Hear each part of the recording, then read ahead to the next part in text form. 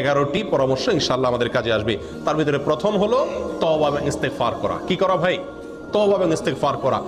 দ্বিতীয় যে কাজটি করতে হবে সেটা হলো কোরআন এবং সুন্নায় রমজান মাসের যে সমস্ত ফজিলত, মর্যাদা, করণীয়র কথা বলা হয়েছে, যে সমস্ত উপকারিতার কথা বলা হয়েছে, সেগুলো এখন থেকে বেশি বেশি আলোচনা করতে হবে, পড়তে হবে, জানতে হবে এবং কল্পনা করতে হবে।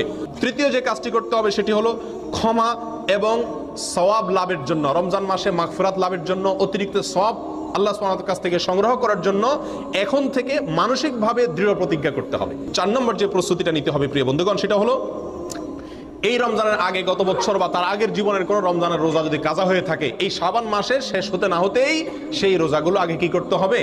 রাখতে হবে। একটি রমজান আসার আগে আগেই পূর্বের রমজানের রোজা কি করতে হয়? কাজা করে শেষ করতে হয়। 5 নম্বর প্রস্তুতি সেটা হলো সাধারণ ক্ষমা লাভের জন্য হিংসা এবং শিরক থেকে নিজেকে কি করতে হবে? পবিত্র এবং পরিচ্ছন্ন করে নিতে হবে। প্রিয় বন্ধুগণ, রমজানের 6 নম্বর প্রস্তুতি হলো রমজান এবং সিয়াম, রোজা সম্পর্কিত মাসআলা মাসাইল যেগুলো আছে সেগুলো সব অর্জন করতে হবে। 7 নম্বর যে প্রস্তুতিটা নিতে হবে সেটা হলো পিছনের যে সমস্ত রমজান আমাদের কেটে গেছে, গত বছর, তা আগের বছর বিভিন্ন রমজান চলে গেছে না, সেই রমজানগুলোতে আমরা আমল করতে পারি নাই অনেকে, ঠিক না ঠিক?